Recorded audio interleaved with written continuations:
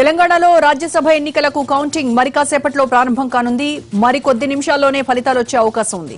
3 స్థానాలకు గాను 4 అభ్యర్థులు పోటీ పడుతున్నారు.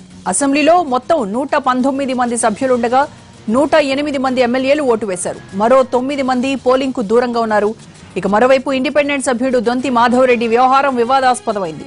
తాను ఓటు ఎవరికి వేసింది కాంగ్రెస్ కు చూపించాడంటూ టీఆర్ఎస్ ఆరోపిస్తోంది. ఇదే విషయంపై టీఆర్ఎస్ ఈసీకి కంప్లైంట్ చేసింది. దొంతి మాధవరెడ్డి ఓటును పరిగణలోకి తీసుకోవద్దని అభ్యర్థించింది. అటు కాంగ్రెస్ కంప్లైంట్ చేసిన 7 సభ్యుల ఓట్లను పరిగణలోకి తీసుకోవాలని సూచించింది.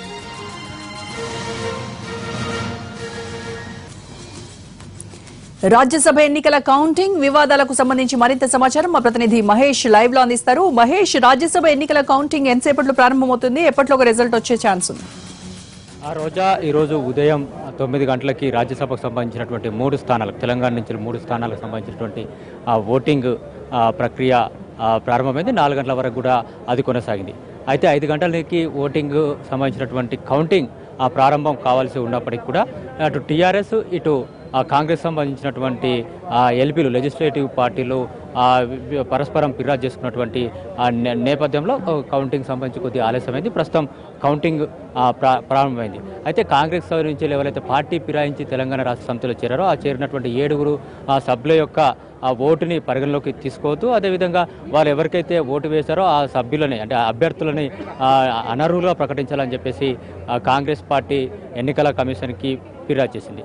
అదే నేపథ్యంలో ఇక్కడ దొంతి మాధవరెడ్డి ఇండిపెండెంట్ సభ్యుడిగా ఉండి కాంగ్రెస్ అసోసియేటివ్ మెంబర్గా కొనసాగుతున్నటువంటి దొంతి మాధవరెడ్డి కూడా కాంగ్రెస్ ఏజెంట్కి తన ఓటుని ఎవరికి వేశారో చూపించి ఓటు వేశారు కాబట్టి ఆయన ఓటును పరిగణలోకి తీసుకోదని చెప్పేసి టీఆర్ఎస్ రిటర్నింగ్, ఇక్కడ ఉన్నటువంటి రిటర్నింగ్ అధికారికి దృష్టికి తీసుకెళ్లారు. రిటర్నింగ్ అధికారి ఈ విషయంలో ఎన్నికల కమిషన్ దృష్టికి తీసుకెళ్లి దానిపైన కూడా క్లారిటీ అడిగారు. అంటే ఈ 2 విషయాలపైన, ఒకటి కాంగ్రెస్ ఏదైతే 7 మంది సభ్యుల యొక్క ఓట్లను పరిగణలోకి తీసుకోదని ఫిర్యాదు చేసిందో దానిపైన, అదేవిధంగా టీఆర్ఎస్ సంబంధించి దొంతు మాధవరెడ్డి ఏదైతే పైన ఫిర్యాదు చేశారో ఈ 2 విషయాలపైన ఎలక్షన్ కమిషన్కి దృష్టికి ఇక్కడ ఉన్నటువంటి ఎన్నికల అథారిటీ తీసుకెళ్ళింది.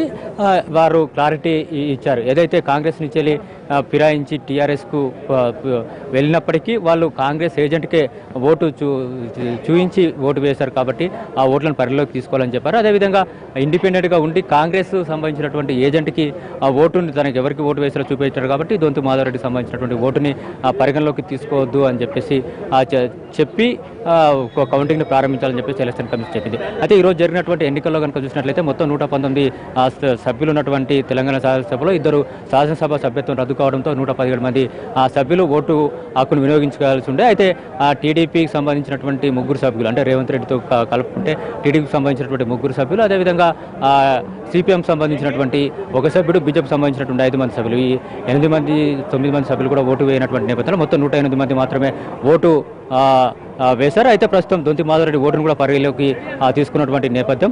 సో 107 మంది అభ్యర్థి ఓట్లు ఎవరైతే వేశారో 107 మంది ఓట్లను మాత్రమే పరిగణలోకి తీసుకొని మొదటి ప్రియారిటీ కింద ఎన్ని ఓట్లు ఎవరికి వస్తే గెలుస్తారనేటువంటి విషయానిపైన నిర్ధారణ జరుగుతుంది. దాదాపుగా 27 ఓట్లు ఎవరికైతే వస్తారో వాళ్ళు అభ్యర్థులు గెలిచేటువంటి అవకాశం ఉంది. ఇప్పుడున్నటువంటి లెక్కల ప్రకారం కాంగ్రెస్కి 30 కన్నా ఎక్కువ మంది అభ్యర్థులు ఓట్లు ఒక్క అభ్యర్థికి పడినటువంటి నేపథ్యంలో టీఆర్ఎస్ పార్టీ అవలీలగా ఈ 3 స్థానాలను కైవసం చేసుకున్నటువంటి అవకాశం ఉంది. అయితే దొంతు మాధవరెడ్డి విషయంలో సైకలాజికల్గా మరొకసారి అధికార పార్టీ విపక్షాన్ని దెబ్బకొట్టిందని చెప్పొచ్చు. మరి కొద్ది సేపట్లో కౌంటింగ్ సంబంధించినటువంటి ఫలితాలు కూడా రానున్నాయి. రోజా, అయితే దొంతి మాధవరెడ్డి వ్యవహారంపై ఈసీ ఎలా స్పందిస్తుందంటారు?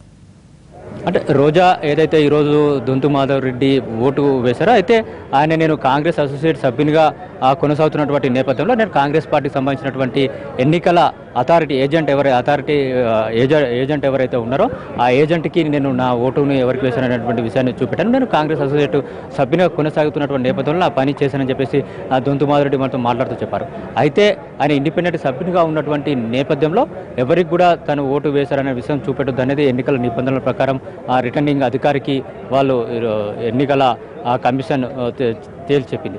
అదేవిధంగా మరొక ఎమ్మెల్యే సిపిఐకి సంబంధించినటువంటి ఎమ్మెల్యే రవీంద్ర నాయక్ కూడా ఈరోజు ఓటు హక్కును వినియోగించుకున్నారు. అయితే తన ఓటు హక్కుని ఎవరికి వేసామన్నటువంటి విషయాన్ని అటు కాంగ్రెస్ సంబంధించినటువంటి పార్టీ ఏజెంట్కి కానీ ఇటు తెలంగాణ రాష్ట్ర సమితికి సంబంధించినటువంటి ఏజెంట్ కానీ చూపెట్టకుండా ఆయన ఎవరికి కూడా చూపెట్టకుండా ఆయన ఇండిపెండెంట్గా ఆ ఓటు హక్కును వినియోగించుకున్నటువంటి నేపథ్యంలో ఆయన ఓటుని పరిలోకి తీసుకోవడం జరిగింది. ఎట్ ద సేమ్ టైం ఇండిపెండెంట్గా ఉన్నటువంటి దొంతు మాధవ్ రెడ్డి తన ఓటుని కాంగ్రెస్ ఎన్నికల ఏజెంట్కి చూపెట్టినటువంటి నేపథ్యంలో ఆయన ఓటును పరిగణలోకి తీసుకోదని చెప్పేసి ఎన్నికల కమిషన్ చెప్పింది. అయితే ప్రస్తుతానికైతే దొంతు మాధవ్ రెడ్డి ఓటుని పక్కకు పెట్టే మిగతా ఓట్లు అంటే మిగతా 107 ఓట్లను మాత్రమే పరిగణలోకి తీసుకొని ఓ కౌంటింగ్ ప్రారంభమైంది ఈరోజు.